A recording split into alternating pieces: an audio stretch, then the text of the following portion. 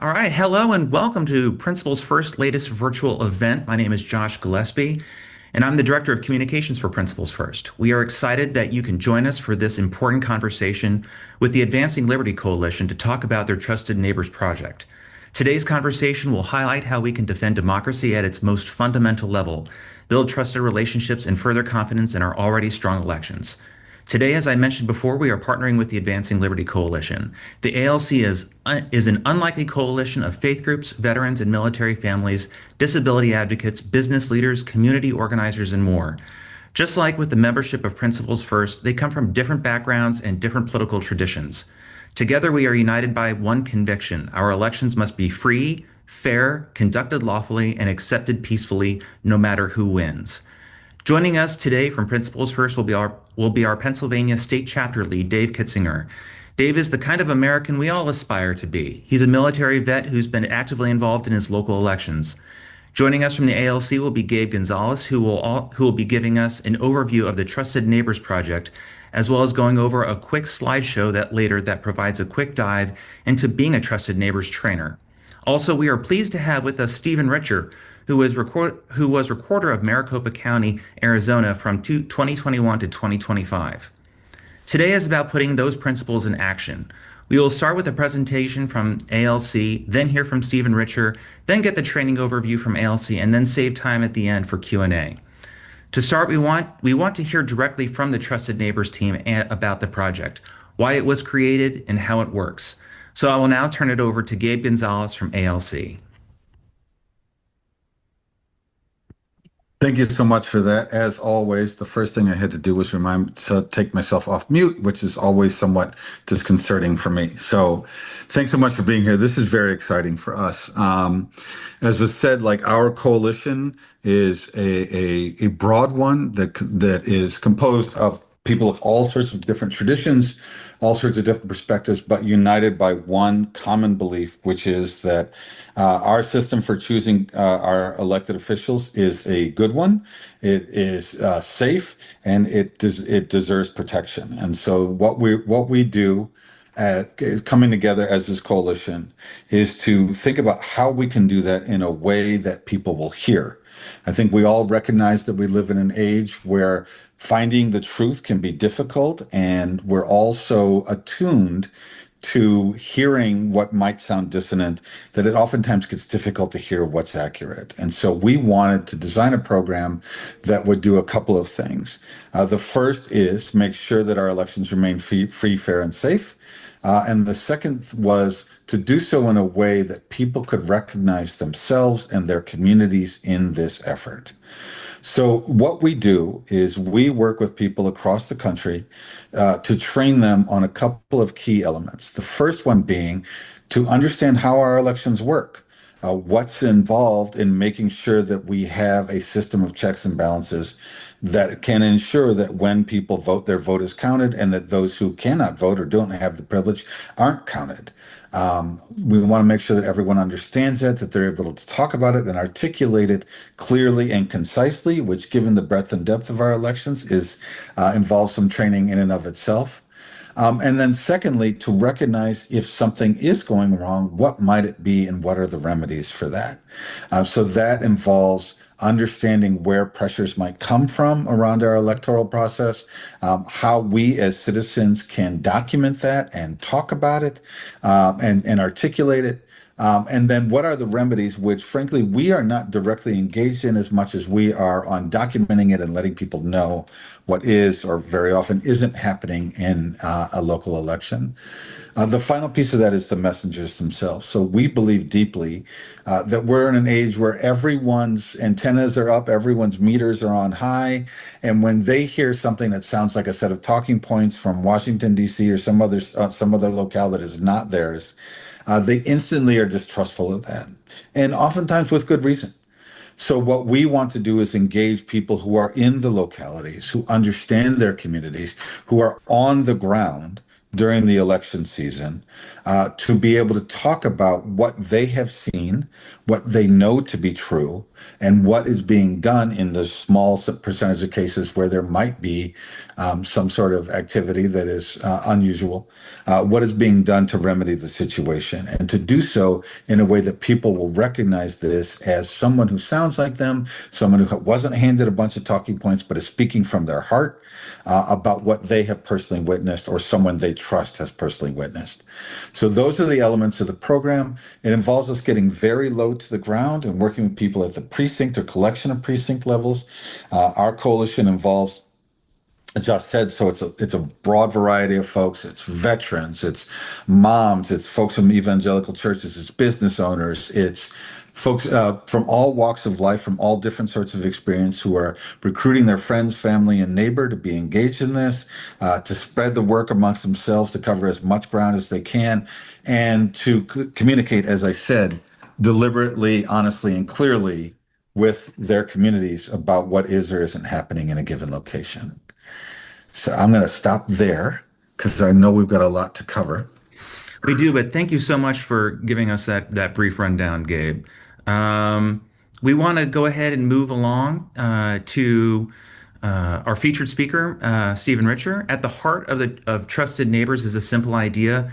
Trust grows when people have access to reliable information and better understanding of how our elections actually work.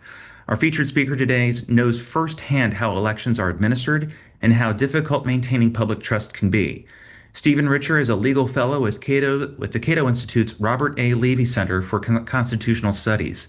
His work focuses on election administration, American democracy, executive orders, and American politics. He was the 30th recorder of Maricopa County, Arizona from 2021 to 2025, and during that time experienced overseeing elections in one of the country's largest and most closely watched jurisdictions and navigating the questions, misinformation, and public skepticism surrounding the electoral process. So I am pleased to welcome Stephen Richer. Don't Thanks, forget Josh. to I unmute yourself. appreciate it. And thanks to ALC and to Trusted Neighbors as well. I appreciate the introduction to their organizations and, of course, appreciate the invitation from Principles First. If you haven't been to the annual summit, you should go to the annual summit. It's a lot of fun. It's a lot of smart people who value ideas and value principles. So see you in the Washington, D.C. area, assuming you guys continue to do it there. Yes, we will. All right. Well, great. So what's on the docket?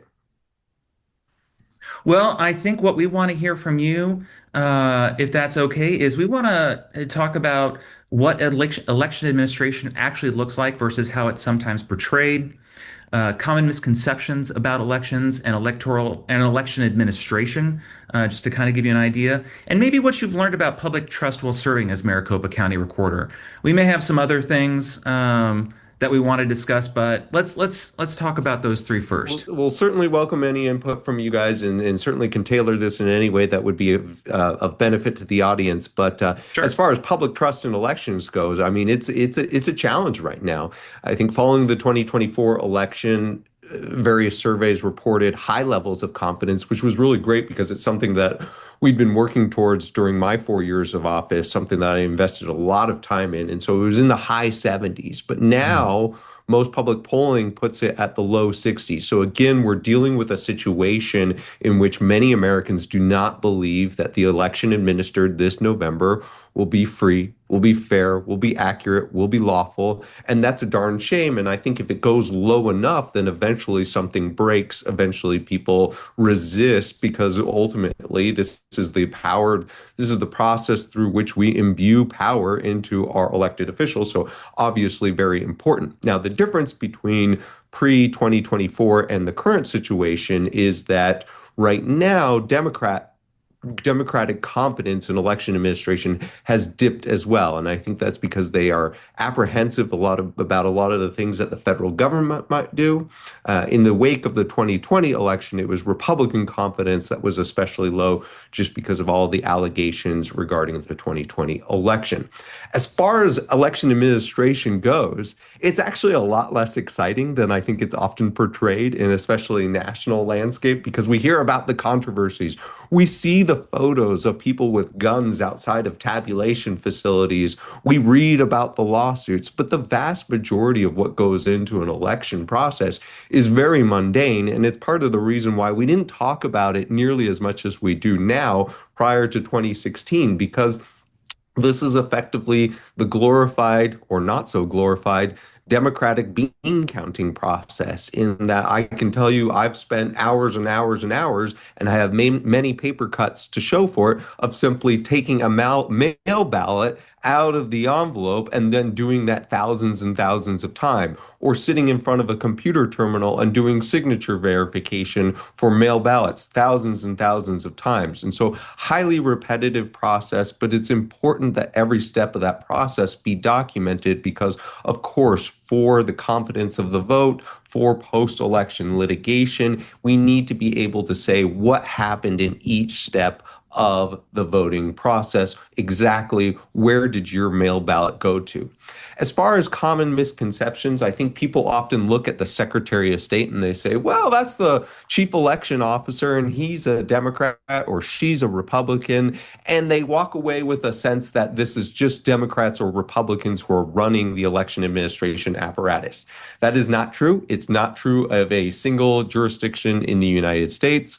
First, elections are administered at the local level. For most places, that's counties. For some states, that might be a city or a township.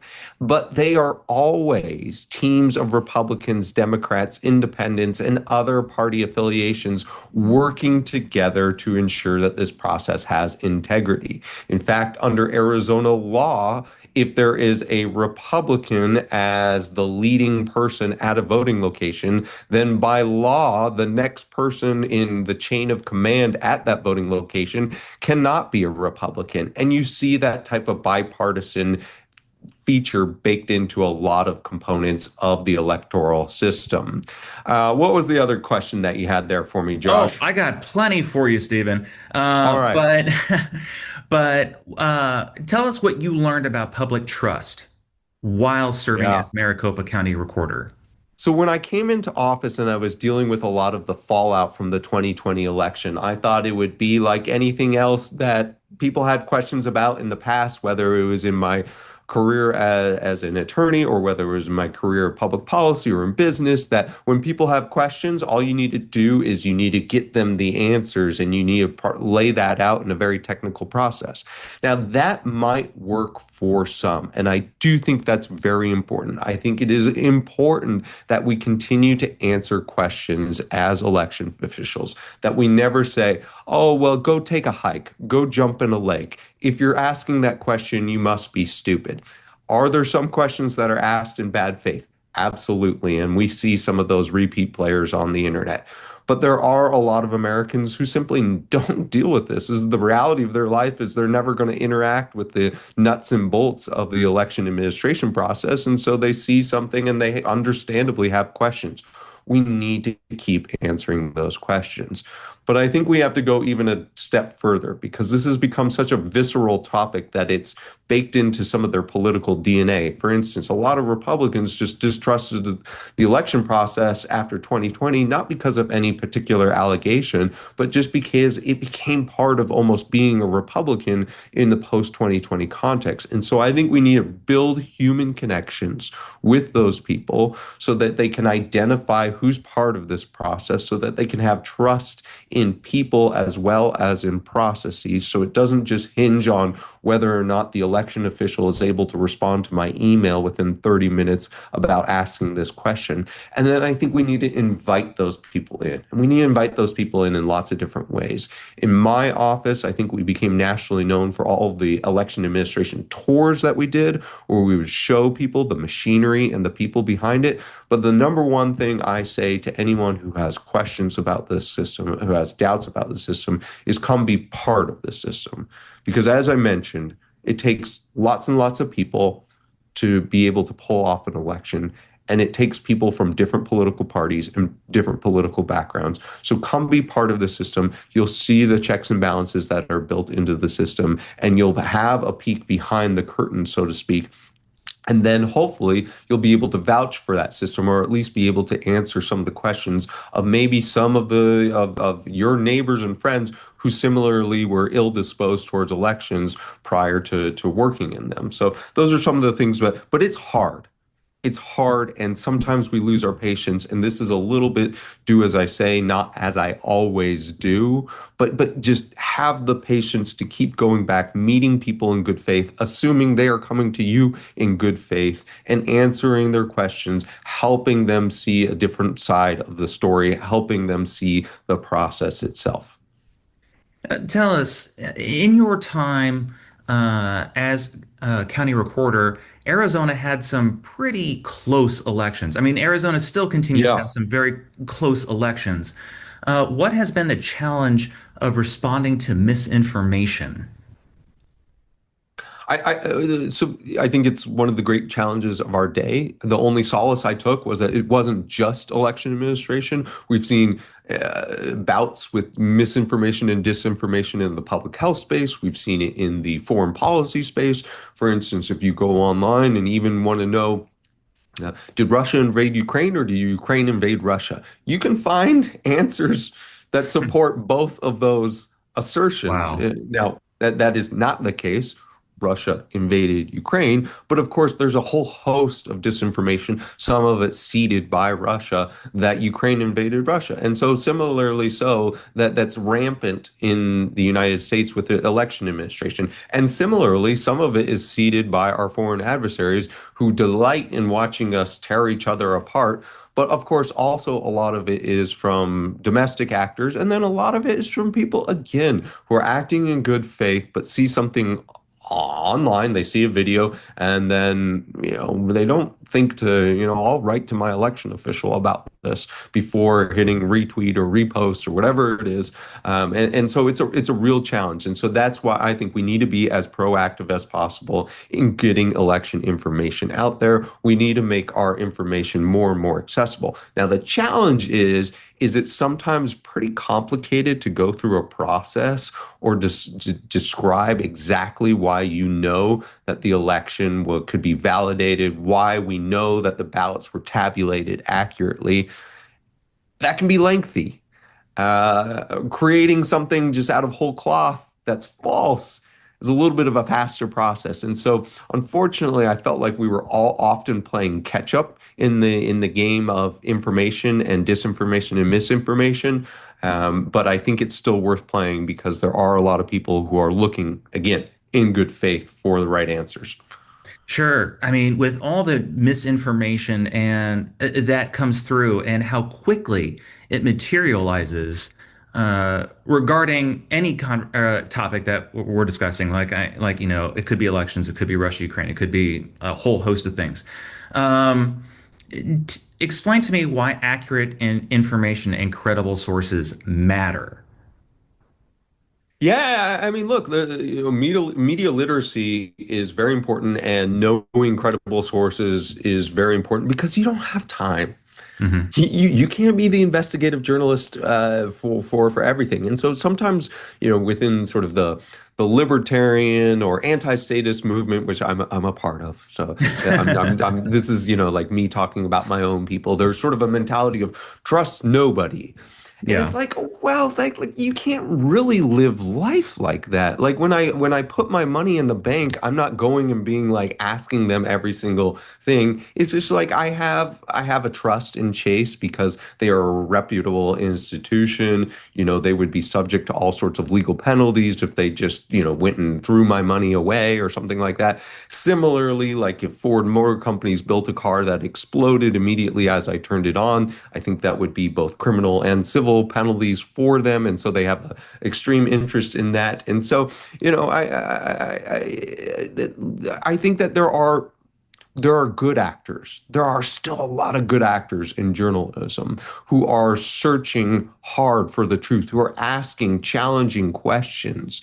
And I think a lot of them are still flying under traditional banners because those are the repeat players who know that if they get it wrong, their reputation will be damaged. And have they gotten it wrong? Yes. But don't throw the baby out with the bathwater. Don't assume because the Wall Street Journal got it wrong once, then therefore it's the equivalent of some random blog that you find online. No. I just don't think that's the case, and I don't think that those random blogs hold themselves to the same standards. So, as maybe as unfashionable as it may be in today's day and age, I'm going to put a plug in for still traditional news sources, traditional journalism, and then I'll also put a plug in for local journalism. I think, if you're a TV person, I think your local Fox affiliate, your local ABC affiliate, CBS, and then I'm affiliated with NBC, so local NBC affiliate are really good places with people who are on the ground,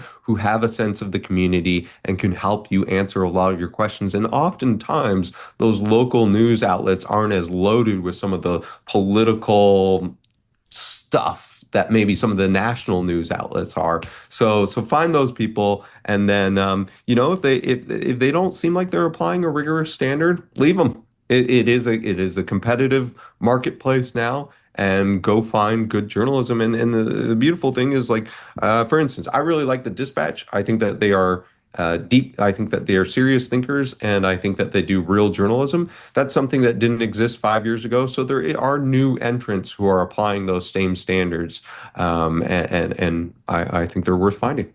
Yeah, no, absolutely. So, as someone who has been an elected official, and Yep. has dealt with elections and staffing elections, Uh-huh. what is the value of citizens understanding and participating in the election process? Immense. Please do it. Please do it. Please do it. Inflation is real. When I was in office, we had $17 an hour was for our temporary election workers. For those people who were doing it for more than a few days, we quickly found out that 17 was not going to cut it. And so we were susceptible to those same inflationary pressures in 2021 that everyone else was feeling. And in 2021, we were also still dealing with COVID, and we were dealing with all the backlash from the 2020 election. And so we really appreciated the people who were just, you know what? I'm in this for the well-being of the representative government. I'm in this for the well-being of American democracy. And so sign me up, coach. So valuable, so grateful. And hopefully it was worthwhile to those people as well. I will say that it just feels cool when you're part of this team and you're like working these really long hours, and maybe you're pushing in until like 1 a.m., 2 a.m. And yeah, you're tired, but you're going to be part of the team that's going to upload these such that the whole world can watch. And I will say that for all the nonsense that we dealt with in Arizona, and especially in Maricopa County, it was fun knowing that, like, we are making history here. Now, we don't have discretion. We don't get to choose who wins on our ballots or anything, but we are the ones that are pressing upload to this. And we are the ones who are, going through those laborious, sometimes boring processes late at night. But we are playing a role in something that is much bigger than we are. And it's a pretty cool feeling. And you feel like you're part of a team. Hmm. Well, could you explain to us why conversations among friends, neighbors, and community members can matter, especially in regards to being involved in elections or elections in general? Yeah, there's a lot of great social society research on this. And I think one of the things that I most bemoan about modern day church going, and you're saying, well, where is he going with this? Is that churches have increasingly stratified themselves according to your political preference. Because church used to be one of the last places where it's like, hey, we're all Christian, or we're all Jewish, or we're all Muslim. And, we might come from different economic backgrounds. We might come from different political backgrounds. And it's sort of like, sort of acculturates you to different ideas. It maybe lets you know when you've probably stuck your neck out a little bit too far on something. It familiarizes you with people who are in an other camp. And so I really worry that we're losing that. And I would say look for opportunities for that, so that you don't get in these groups. And guess what groups of like-minded do? They build each other up, and then they become even more certain about their whatever shared opinion is. And sometimes they might do that and do that and do that, since they lose touch with reality. There's this great test, social psychology test. I think it's called the ASH test. Mhm. And it's like a group of 10 subjects. Now, 9 of them are actors, and only one of them is the real subject. And they have 2 lines, and they ask the subjects, are these lines the same length? And clearly they're not. But the first 9 people all answer, and they all say, yes, they're the same length. And then the 10th person's like, well, gosh, I must be crazy because they look different to me. So, but I'm just going to say that they're all the same length because the first 9 people said it. And so that person changes reality for him. But guess what? If you put another person in there, and all of a sudden that person is also saying, no, those lines are different lengths, then those 2 people build each other. They have a little more confidence and they're able to sort of push back and they're able to add a different dimension to that group. And so I think being parts of different groups where your opinion is not always the predominantly held one is very healthy. You don't have to be a jerk about it, but it's very healthy. It balances out that group. It adds another dimension. And similarly, if you're in a group with 20 people and you look around and you say, well, we don't have anyone who would sort of serve as that touchstone for us, then maybe, think about rounding out that group, or just maybe think about being in diverse groups in your life. If all of your groups have the same political stripes, then like there are many beautiful dimensions to life. And you don't, if you're only choosing based off of like your politics or something, I would say you're missing out on some beautiful dimensions of life, and maybe reconsider that.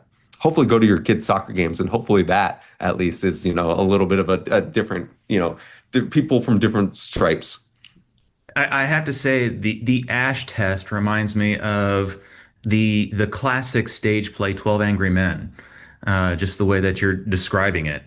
Um, but Well, anyway, that's theater and fiction is, of course, like is everything. So you can mhm. learn everything. It was art imitating life, imitating art, sort of thing. So I'm a huge believer in, I like to say everything I learned from Harry Potter. As a There we millennial go. who grew up with Harry Potter, we were both 11 when the book came out. So I really I believe you can learn everything from fiction or All right. sports or sports. There we go. There we go. Just one last question for you, and I think that this will lead into Gabe's presentation here coming up. Tell us real quick about the importance of poll workers and other forms of direct civic participation.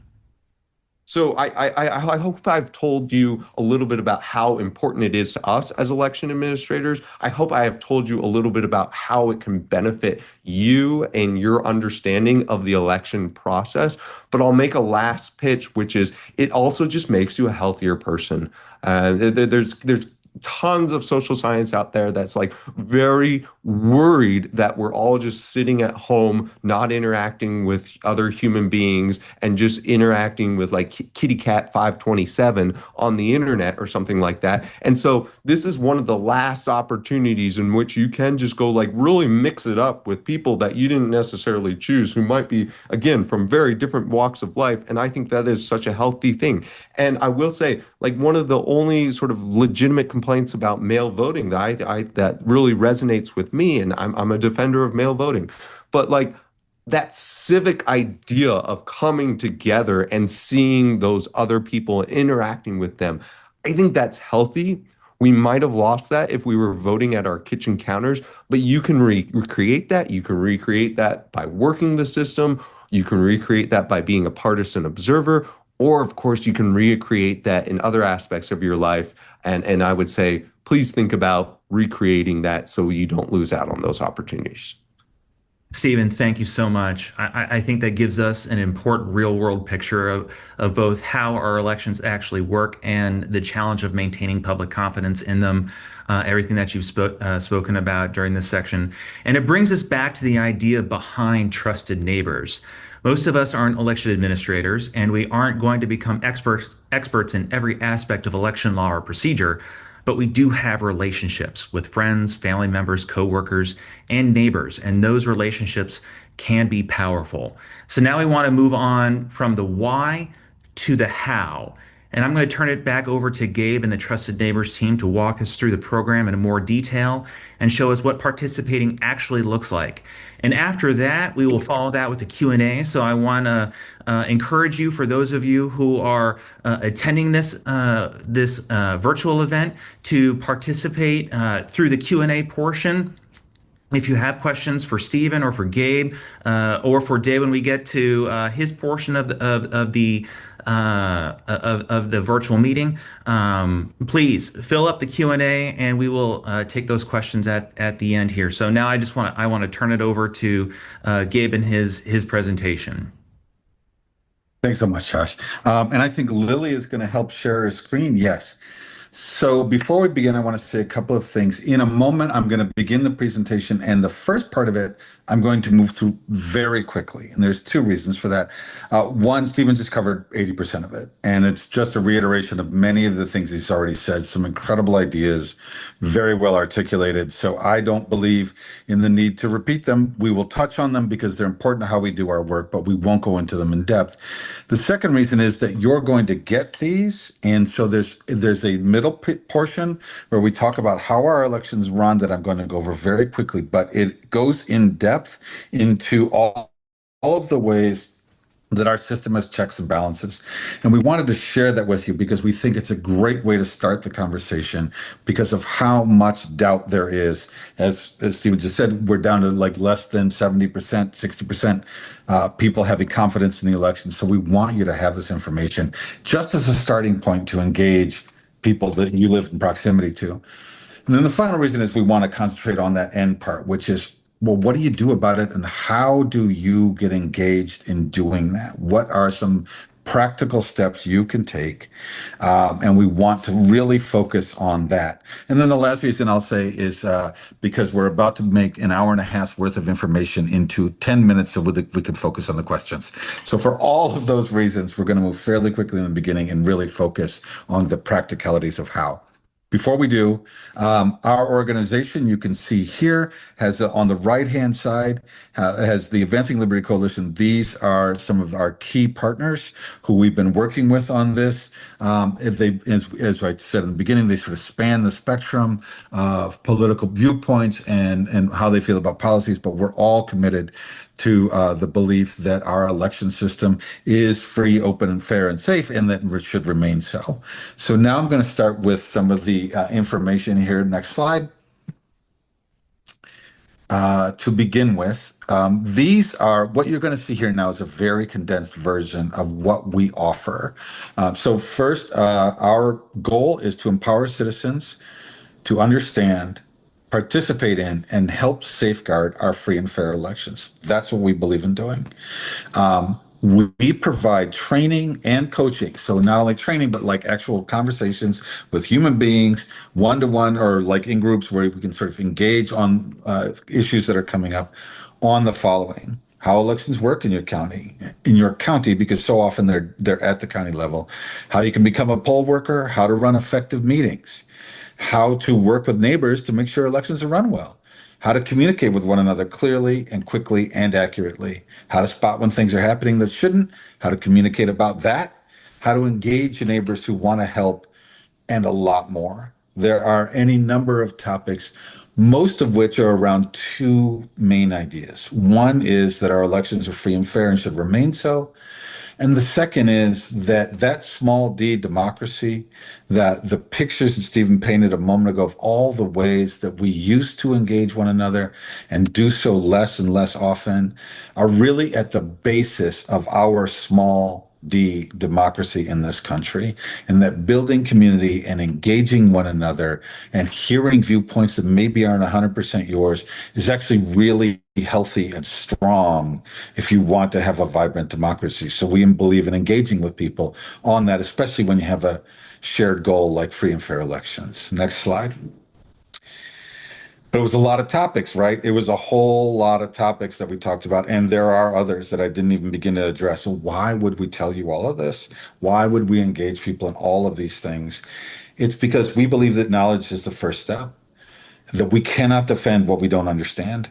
We cannot explain what we don't know, that we cannot recognize pressures if we don't recognize what's normal, and that we can't do this alone, that none of us can, and that we shouldn't try.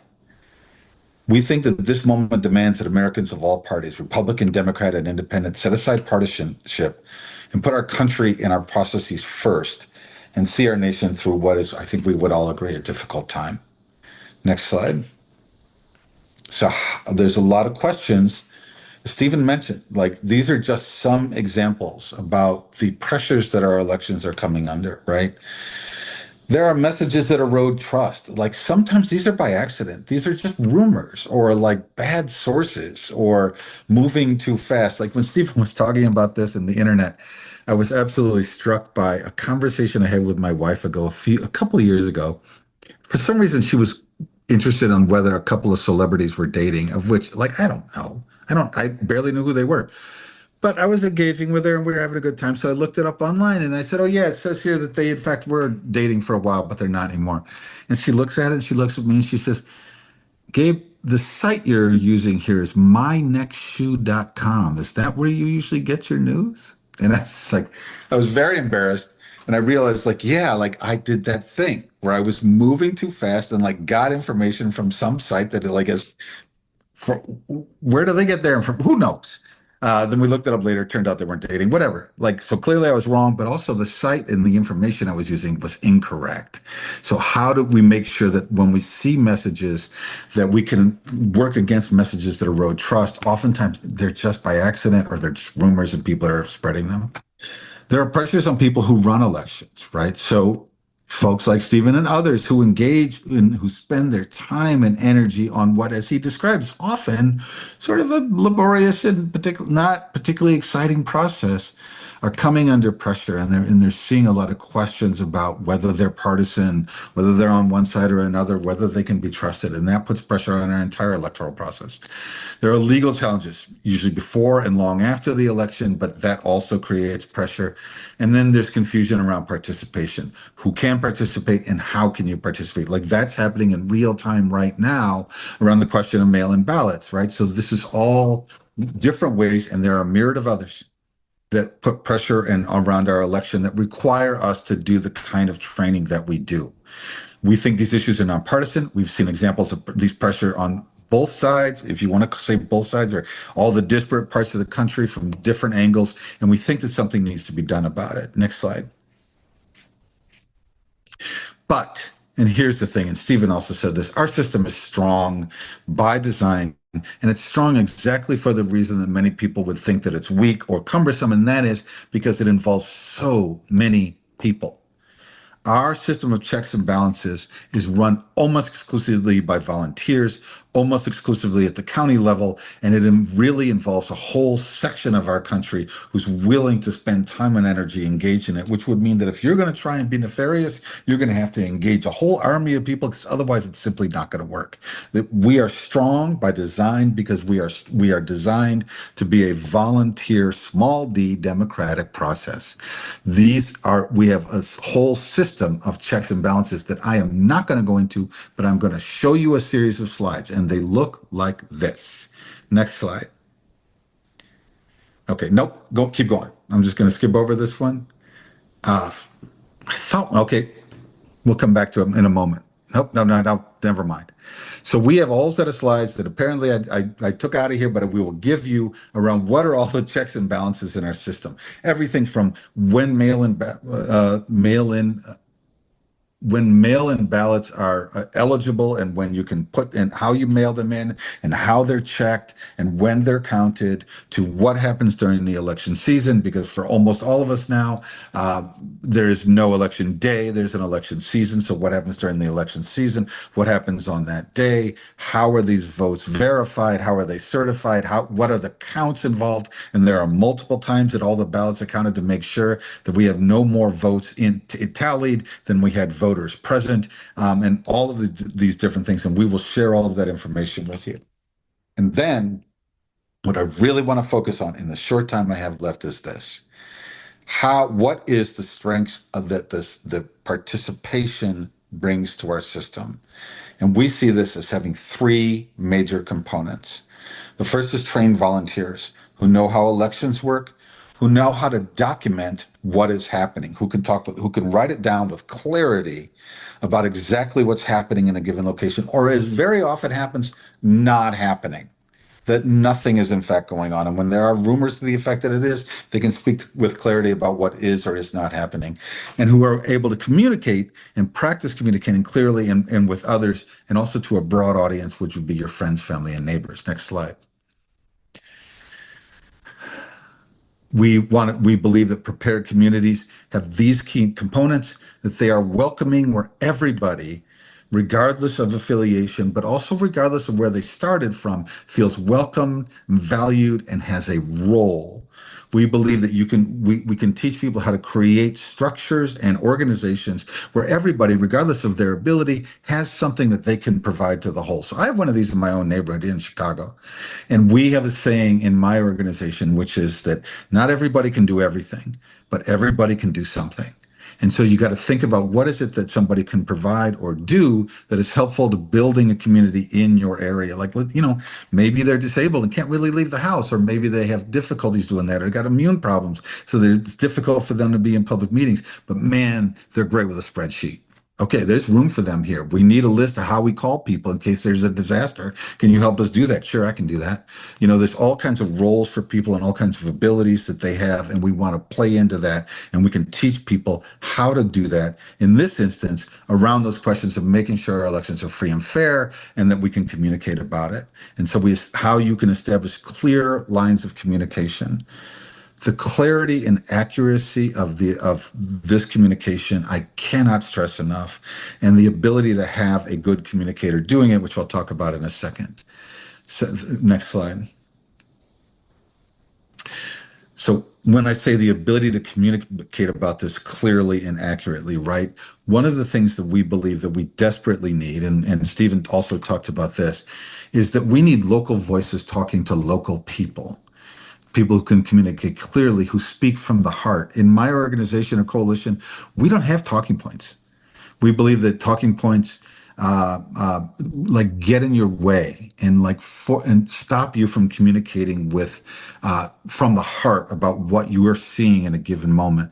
So we don't do talking points. We do skill sessions. We teach people how to say things concisely, how to say them clearly, how to avoid traps like somebody trying to bait you online into a flame war.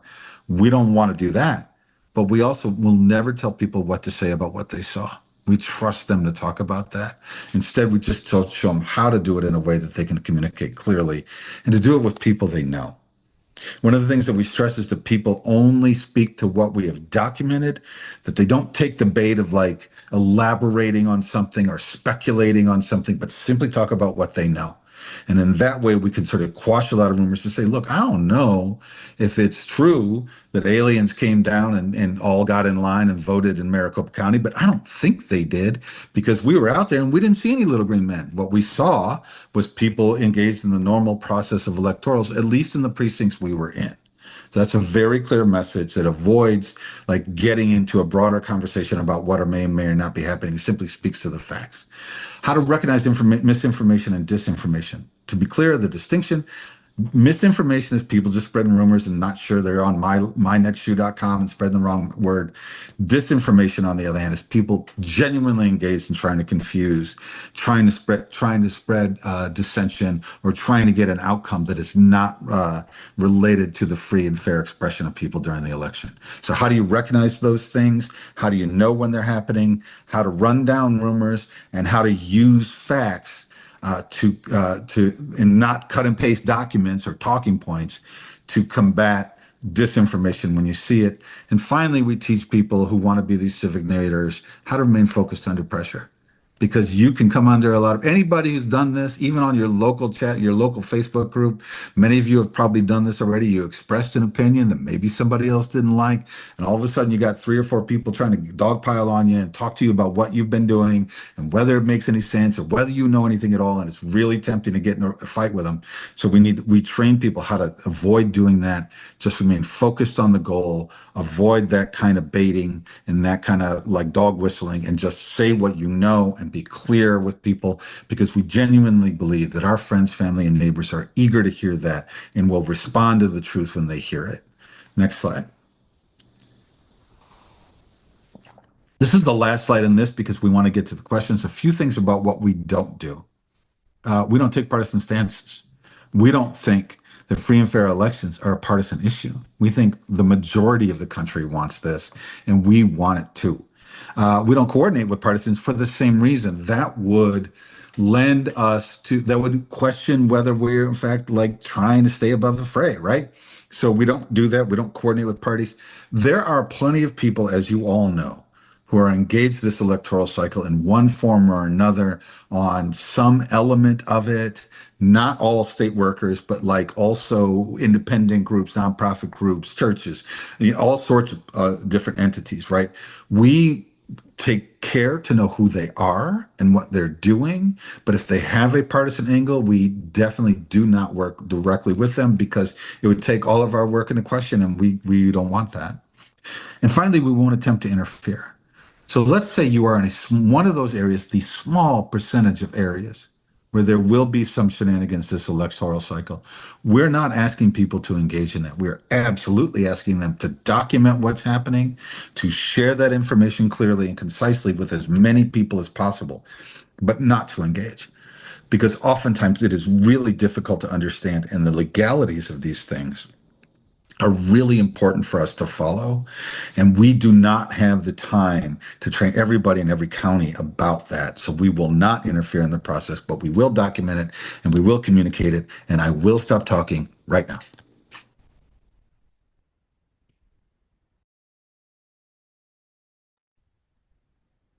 Gabe, Because thank I you think, so yeah, much for sharing that. I really do appreciate it, and it's great to know exactly how people can become a trusted neighbor. I want to turn things over real quick and bring in Dave Kitzinger. Um, Dave Kitzinger he can provide a ground level perspective from serving as an election official, including what the experience is actually like, what he learned about about how elections are administered, what surprised and why he would encourage other citizens to consider serving. So, Dave, since you've actually served as an election official in your own community, what did that experience teach you about how our elections work, and what would you tell someone who is considering becoming a poll worker? Well, I can confirm what Stephen said, how boring it can be. Um, I initially volunteered because I wanted, after the 2020 election, I wanted to see really what happened. And everybody had their own feelings about what was going on, and Pennsylvania was a little late to get, I think it took about a week.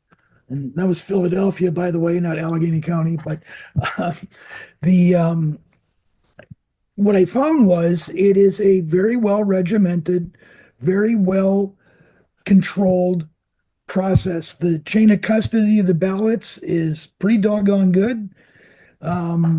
There's really not a lot of, I mean, it's a long day, 6 o'clock in the morning to open up the polls, to 9 o'clock at night to lock the door.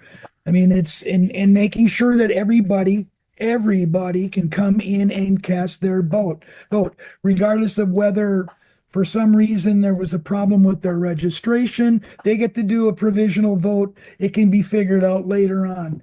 If they moved and didn't register in their right location, we're going to sit down and figure out where they can go to vote. I mean, everybody who walks in the door can cast a vote, even if it's just a provisional ballot, and that will be figured out later on. So nobody gets turned away. Nobody gets refused to vote. For me, it turned into almost like a party event for the community. And there's nothing that's more thrilling. I can tell you this, there's nothing more thrilling the first time some kid comes in to vote. They just turned 18. It's their first time they're casting their vote. And there's an awful lot of excitement in the room because of that, because that is a big deal. And we want them to come back next time and the time after that and the time after that. So it's a pretty nice experience. The control on the votes, I mean, it's there. I can only attest to what happens within the precinct. But once those ballots are collected and locked in the bags and sealed and sent down to the county for their processing, it works great. I don't know what improvements they can make other than I think one of the things they've been requesting at the state level is to allow for pre-canvassing of mail-in votes.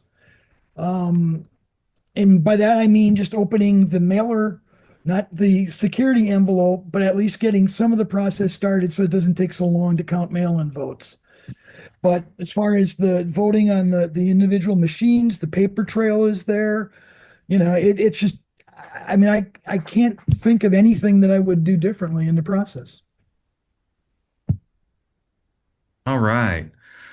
Well, thank you for sharing about your experience. I do want to get to one question. This one is for Stephen.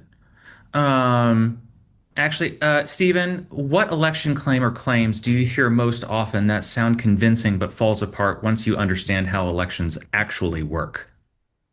I think after the 2020 election, the most prevalent claims were with respect to tabulation, with respect to switching votes or hacking votes. And look, that's very concerning considering we all hear hacking stories every single day. This credit agency got hacked and they got all of your information, and maybe they even manipulated some of your information.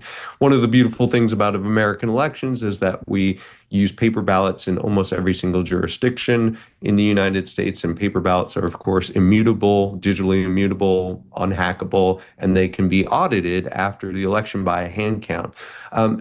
These days, I hear the most about non-citizens participating in American elections, and that's something that we're going to continue to discuss because the Save America Act is obviously one of the president's priorities, and he's also addressed it through some of his executive orders, and those are going to continue to be litigated. And look, voter list maintenance is something that we should continue to work on. But every single study, every single investigation by state and local authorities have, yes, found that some non-citizens have gotten on the voter rolls either by mistake or by intentional unlawful act, and that is the reality of human nature. But that makes up a very, very, very small percentage of the total registered voters. And so when you dig into the studies and investigations that have come back, you realize that it's an imperfect system, but it's very, very, very good. And that's not impacting who's winning, especially when we're talking about stuff like the presidential contest. Mhm. We have one other here. I'm honestly going into this not knowing really anything about this particular question, but you're from Arizona, and maybe you can just give some brief thoughts on this. But apparently, someone has asked about your thoughts on the clean elections controversy in Arizona. Yeah. Clean Elections is the public funding entity in the state of Arizona whereby candidates can receive taxpayer dollars in order to run their campaigns. A few candidates are right now under investigation for what they alleged in their different campaign finance filings. And this is important, of course, because Clean Elections Commission wants to know that they're doing everything right, that they've fulfilled all obligations, and that they're going to be using the public dollars in accordance with what the mandate of the Clean Elections Commission is. I think that, I have some philosophical sort of issues with whether or not elections should be publicly funded. But honestly, that's not terribly important to the facts on the ground right now.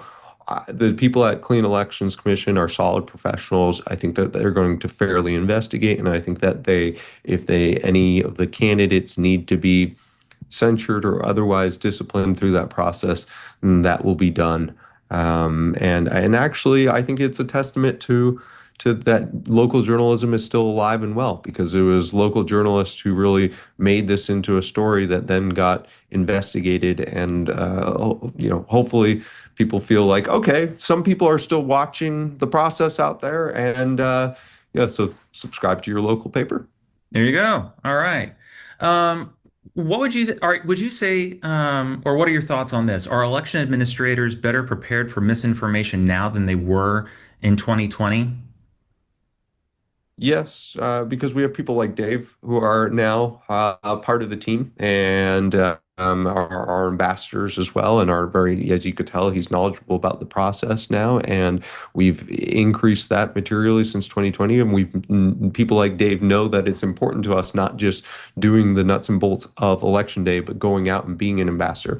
Also, I think prior to really 2016 in particular, election officials weren't asked too many questions, and so they were by no means communication specialists, and we're slowly playing catch up. But I think even if you looked at whether or not an election office has a social media account in 2019, you would have found it pretty limited or maybe even pathetic, you would say. And now that's stuff that we're catching up on. And so I do think that we are better situated to be responding to those things. As I mentioned before, though, there are some dynamics in sort of the falsehood versus truth component that make a little bit of a lopsided equation and a little bit of an uphill battle. Okay. I think we have one coming in. I see from one avenue is typing. Um, okay, I see what's going on there. Uh, sorry, just had this one is from an anonymous attendee. So, says very impressed with what the Trusted Neighbors objectives are and would like to support it. However, the last election cycle, I worked as a poll observer for the Democratic Party and plan to do so during this cycle. From the presentation, it would appear that this would disqualify me from participating in the program. Your thoughts? Gabe, would you be able to answer that? Yeah, there are many states where the only way that you can be an observer is to be registered to a party. So in that sense, no. In those states, we think enough people understand how it works. So, like for example, where I live in Illinois, that is the case. You can have poll observers, but they have to be affiliated. So, I think in those we do have some folks who intend to be observers in various states who have to be people in those locations understand the process, or we can explain it well enough that it would not do that. If someone was, say, a candidate or uh, aggressively supporting a candidate, then that would be something that we would want to probably try and avoid. We would because we don't want to draw that attention. But in a state where the only way you can be an observer is through the party, that's not a problem. Okay. All right. Well, I think we've kind of come to a close. Those are the questions that we've received in the Q&A. I do want to encourage people to visit advancinglibertycoalition.org. It is where to sign up or get more information about being a trusted neighbor. And we'll be posting this this virtual meeting onto our YouTube page, and we will also include links to the Advancing Liberty Coalition, to their poll worker sign up page, as well as to sign up to be a trusted neighbor. And so I do want to encourage people to become a trusted neighbor. Becoming a trusted neighbor allows you to put the trust that they have built within their own networks to constructive use. Serving as a poll worker or election official offers another opportunity to participate directly in the democratic process and gain firsthand experience with how elections are administered. And I think we can circle back to Dave Kitzinger's experience as an example of an ordinary citizen choosing to serve their community. Self-government is sustained through millions of ordinary acts of citizenship, voting, serving, sharing reliable information, helping a neighbor participate, and choosing to remain engaged. You don't have to solve every problem facing our democracy. You can start much closer to home. Become a trusted neighbor, become a poll worker, help someone participate, be the person in your community who shows up. I want to throw it to Stephen or Gabe if you guys have any parting thoughts before we close out. I'm going to take that as a no. Stephen, do you have anything? No, I appreciate it. I appreciate you all being here, and appreciate all of your involvement in the upcoming election. And there's a lot of scary stuff. Don't be scared. We got this, and your involvement's gonna make it better. Thank you, And go Stephen. meet your neighbors. There you go. And I need to hear that one. I definitely need to hear that one. It's like, I just got in. I kind of want to get down and watch the game or something like that, or Mhm. I've got to pee. But like, your neighbors across the street, you should say hi.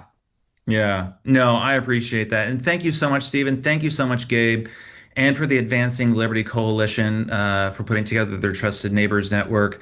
Thank you, Dave, for being a part of this conversation. I really do appreciate it. And from Principles First, I want to thank you for joining us today. And more importantly, thank you for being willing to get involved. Become a trusted neighbor, become a poll worker, help someone participate, be the reason, the person in your community who showed up to work on their elections. Thank you so much. And I think that'll cover it for us. Thank you, guys.